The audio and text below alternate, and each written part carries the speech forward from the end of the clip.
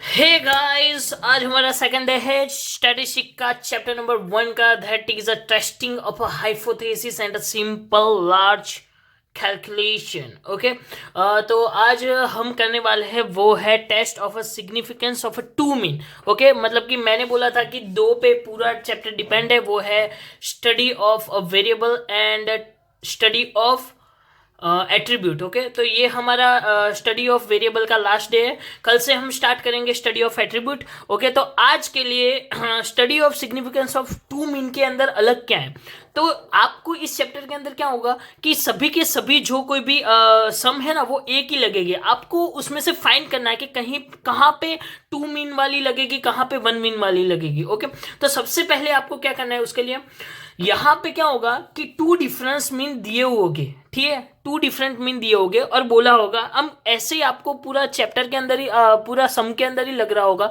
कि ये दो अलग अलग मतलब दिया हुआ है, मतलब कि सैंपल अलग दिए होंगे, उसका मीन अलग होगा, फिर दूसरा सैंपल दिया होगा और दूसरा मीन होगा। ठीक है, उसके अंदर जैसे कि N1 और N2 ऐसा अलग अलग दिया होगा, तो आपके ऐसा लगे कि जब अलग अलग दिया हुआ है तब जाके यूज करना है। और जब ऐसा बोले कि भाई पॉपुलेशन मीन दिया हुआ है और आपको उसका एक्चुअल मीन कंप्यूट किया तो इतना निकला, वो है, तो उसके लिए आपको सिंगल मीन वाली फॉर्मूला यूज करनी है। ठीक है, और अगर टू डिफरेंस अलग अलग डेटा दिए हुए, जैसे कि टू विलेजेस के, टू अलग अलग प्रोडक्शन के, टू अलग अलग फैक्ट्री के, ऐसे कोई दिए हुए प्रोसेस के, तो आपको ये वाली फॉर्मूला यूज करनी है। चलो देखते हैं, सम देखेंगे तो ऑटोमेटिकली आपको पता चल जाएगा।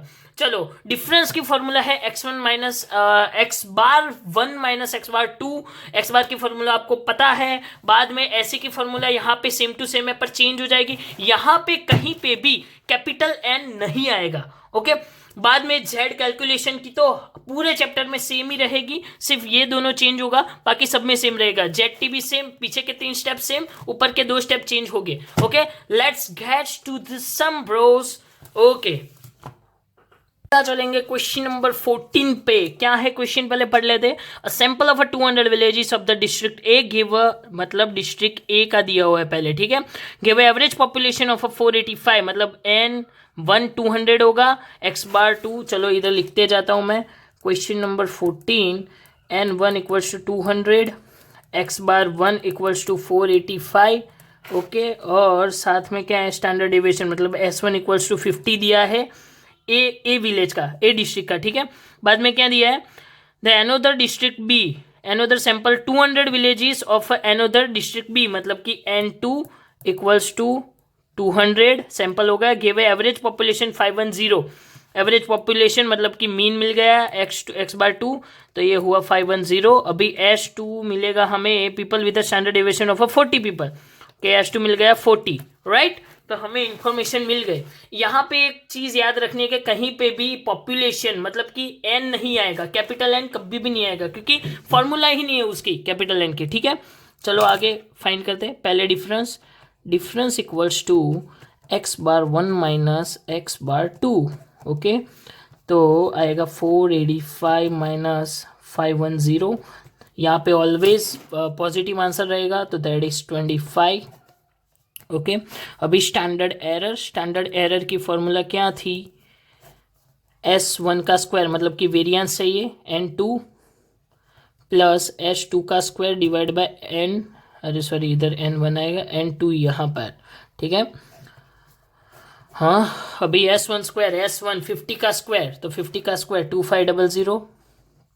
ठीक है, N1 that is 200 plus S2 का स्क्वायर तो 40, तो 1600 डिवाइड बाय 200। ओके, अभी लगेगा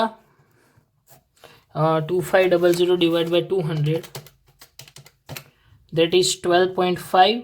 यहाँ पे तो डायरेक्ट 8 दिख ही रहा है। ठीक है, 8, तो यहाँ पे रूट आएगा 20.5 का। ठीक है, तो 12.5 प्लस 8, 20.5 का रूट निकला, तो 4.53 आंसर, 4.53 आंसर आया इसका, राइट।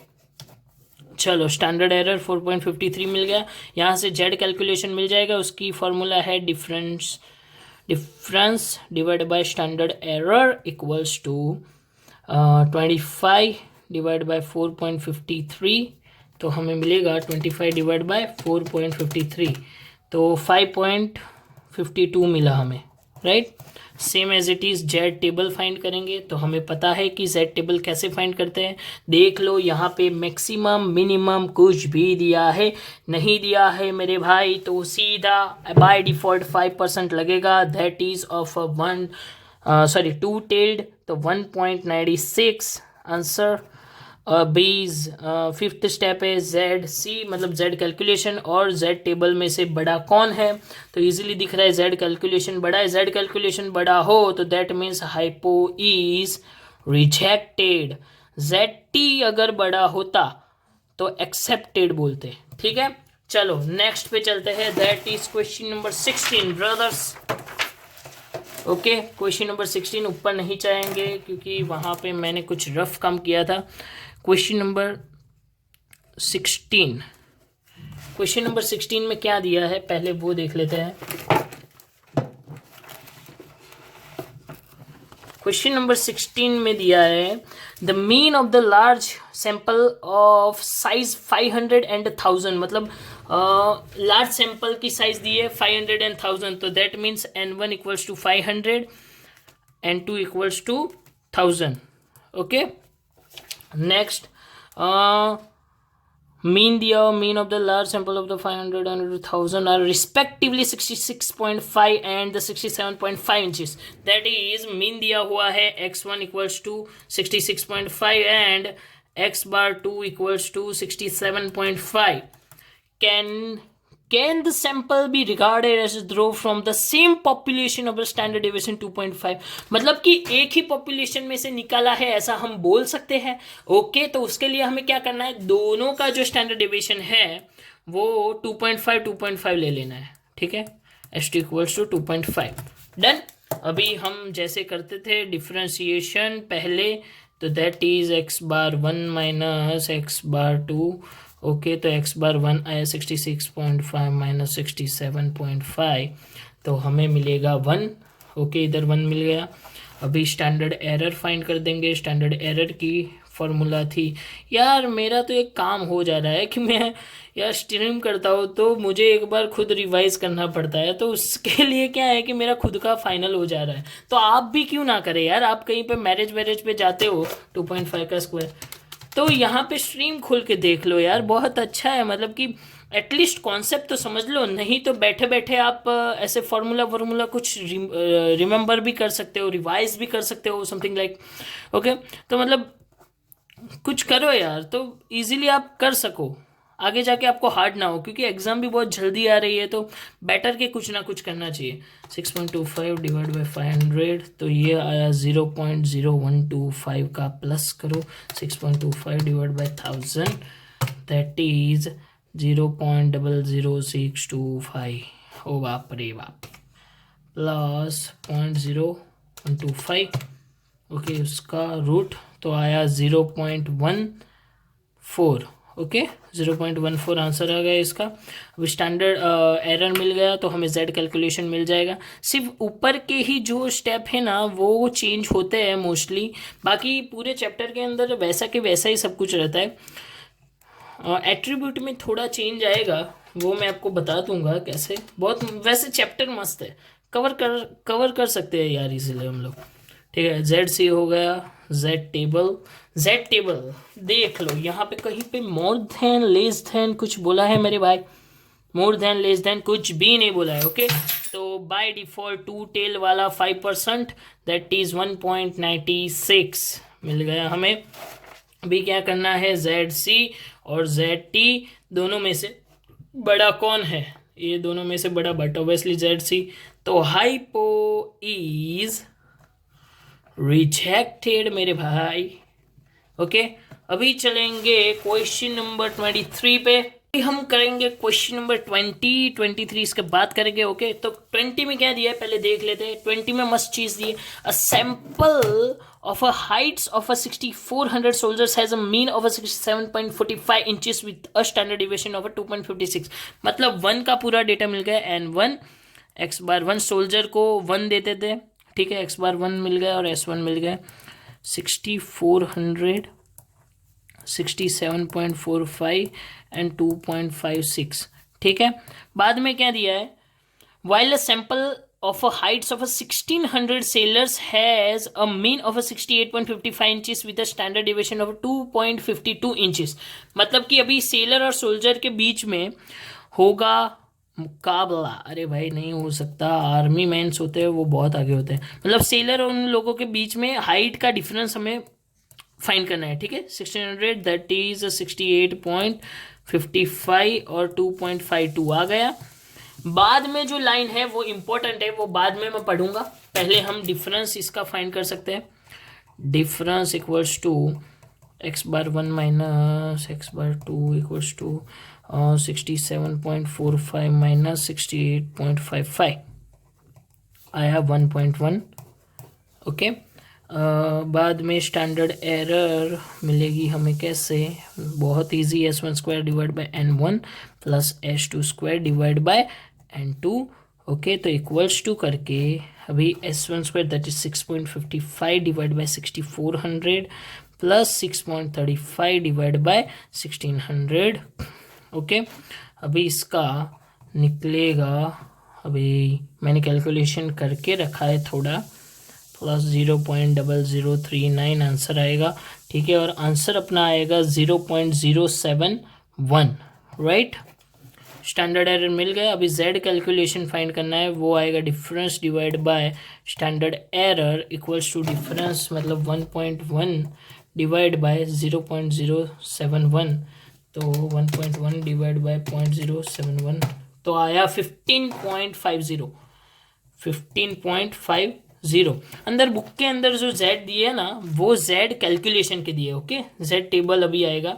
अभी z टेबल के लिए हमें क्या देखना है कि पहले तो देखना है वो वर्ड तो नहीं दिया मोर देन लेस देन वाला, और दूसरा एक चीज़ कि भाई उसके अंदर कोई बाय डिफ़ॉल्ट परसेंटेज या ऐसा कुछ तो नहीं दिया तो बाय डिफ़ॉल्ट लेना है. ठीक है, do the data indicate that a sailors are on the average taller than the soldiers. मतलब टॉलर वर्ड दिया है उसको हम मानेंगे मोर देन, कि भाई सेलर्स की height more than a soldier है वैसे. ठीक है, ये टॉलर, ग्रेटर देन, मेजोरिटी, ऐसा कोई वर्ड भी हो रिलेटेड तो उसको भी हम 2 टेल टेबल में ही काउंट करेंगे. ठीक है, 1 टेल टेबल में. Okay, words given. ठीक है, और कोई परसेंटेज नहीं दिया तो 5% बाय डिफॉल्ट लगेगा. पर कौन सा 5% बाय डिफॉल्ट पर लगेगा 1 टेल वाला, क्योंकि वर्ड्स इज गिवन. ओके, तो 1 टेल वाला 5% बाय डिफॉल्ट, तो 1.645 लगेगा इधर.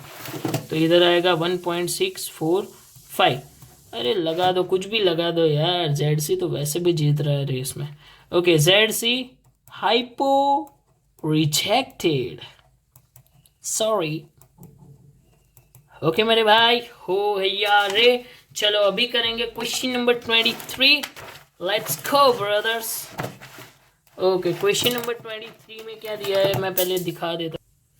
ओके, हमें क्या दिया है इसके अंदर, a large corporation employs both men and a woman to do the same kind of work. It is hypothesized that the average hourly output of a man is less than that of a woman. The following information was gathered by the ABC team of the corporation. Okay, मतलब कि हमें find करना है कि जो average hypothesis, जो average हवर output है वो मैन का वुमन से कम है. ठीक है, मतलब कि लेस देन वर्ड आया, इधर भी आया, नीचे भी आएगा. ठीक है, पहले तो ये लिख देते हैं. तो हमें दिया है पहला, मैंने बोला कि पहले जो दिया हो ना वो हमें 1 ही काउंट करना है. ओके, तो पहले लिखो n1 x बार 1 और s1 स्क्वायर. इधर वेरिएंस डायरेक्ट दिया है, स्टैंडर्ड डेविएशन के स्क्वायर को वेरिएंस बोलते हैं. ठीक है, इधर वेरिएंस डायरेक्ट दिया हुआ है. राइट, वैसे ही n2 x बार 2 और s2 स्क्वायर मिल जाएगा हमें, टेबल में दिया हुआ है. Okay, 36 sample size. The mean in unit है 150 और 70. ठीक है, ये 74 दिया है, ये है 36 और ये है 153. ठीक है, अभी डिफरेंस तो फाइंड कर सकते हैं अपन. तो मैं डिफरेंस फाइंड कर देता हूँ पहले. डिफरेंस और स्टैंडर्ड एरर. डिफरेंस तो हमें यहाँ पे मिल गया डिफरेंस, स्टैंडर्ड एरर और जेड कैलकुलेशन। अभी फाइंड करेंगे जेड टेबल। जेड टेबल के लिए हमें पहले क्या चीज चेक करना होता है कि low, less than, more than, maximum, minimum, claim जैसे कोई वर्ड दिए कि नहीं। ठीक है, पहले हम वो चेक कर लेते हैं। कहीं पे भी नहीं दिया हुआ है, ठीक है, नहीं यहाँ पे दिया हुआ है लोअर देन और लेस देन, दोनों वर्ड दिए, ठीक है। और 5% सिग्निफिकेंस लेवल बोला है, मतलब कि आएगा वन टेल का 5%, 5% आएगा, उसका है 1.645। ओके, अभी जेड सी और जेड टी में से बड़ा कौन है वो देख लेंगे। बड़ा है जेड टी, तो हाइपो इज एक्सेप्टेड।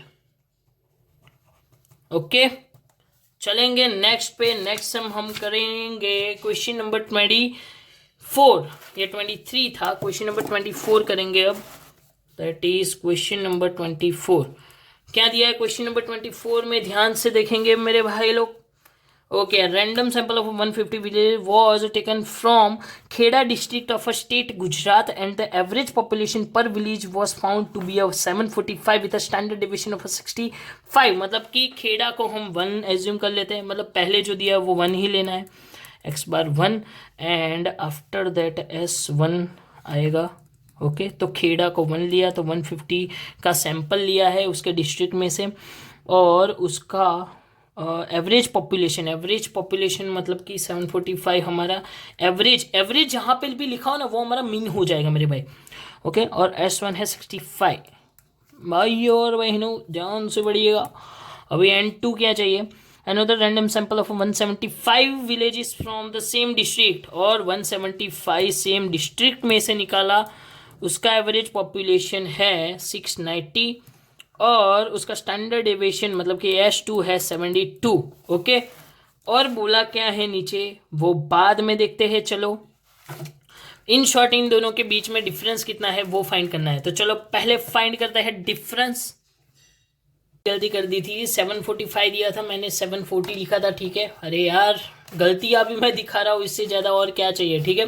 तो सभी जगह पे 55 रख दिया, मेरा आंसर आ गया 7.24 स्टैंडर्ड एरर का ये। और जेड टेबल पे चलते हैं। अभी जेड टेबल मेन इंपॉर्टेंट है, बाकी तो फॉर्मूला प्लॉटिंग है, ठीक है। जेड टेबल में क्या दिया इधर, is the difference between the average of two sample statistically significant at alpha equals to 1%। मतलब कि हमें 1% का सिग्निफिकेंसी रेट चेक करना है। इधर कोई भी यहाँ पे वर्ड नहीं था, सिर्फ डिफरेंस बोला है, मतलब कि डिफरेंस से तो पता चल गया कि डिफरेंस की फॉर्मूला लगानी, क्योंकि 2 अलग मीन दिए थे, 2 अलग सैंपल दिए थे और 2 अलग स्टैंडर्ड डेविएशन दिए थे, इसीलिए हमने डिफरेंस की फॉर्मूला तो लगा दी। अभी 1% का हमें 1% लेना है, ठीक है। यहाँ पे बाय डिफॉल्ट 5% नहीं आएगा क्योंकि इधर परफेक्टली बोला है कि 1% लेना है। ओके, तो इधर कौन सा आएगा, वर्ड नहीं दिया है कोई भी, तो आएगा टू टेल का 1% का क्या था, अभी देख लेते हैं हम। टू टेल का 1% का था 2.58, देख रहे हो। ओके, तो इधर आएगा 2.58। अरे कुछ भी कर लो तो भी जेड सी जीत रहा है जेड सी और जेड टी। ओके, इन दोनों में से बड़ा कौन, तो Z C. Sorry hypo, you are rejected, is rejected. Okay, आपको होमवर्क के अंदर सम करने हैं, मैं आपको बोल देता हूँ होमवर्क के अंदर हमने कौन कौन से करवाए। एक तो इलस्ट्रेशन 5, 6, 7 कर देने। इलस्ट्रेशन दिया इसलिए आपको पहले ये आप सॉल्व करना, ठीक है, वो ज़्यादा इजी रहेगा। एटलीस्ट क्वेश्चन ना करो तो वो तो कर ही देना मेरे भाई, और क्वेश्चन करो तो और ज़्यादा अच्छा है। ओके, क्वेश्चन हमने कौन से करवाए, मैंने करवाया 14 ना, 14 तो हम करेंगे, हम 15 करोगे आप, 16 मैंने करवाया, 17 करोगे, 18 करोगे, 19, 20 करवा दिया, 21, 22 करोगे, 21 एंड 22। बहुत ही ईजी है, क्विक खत्म हो जाएगा। Thank you so much guys, please share subscribe. अगर आपको कुछ अच्छा नहीं लगता है तो आप प्लीज कमेंट में मुझे बताइए, और मैं यार आप लोगों के रिव्यू की बहुत रिस्पेक्ट करता हूँ। और please share, support, comment, like and subscribe brothers and sisters.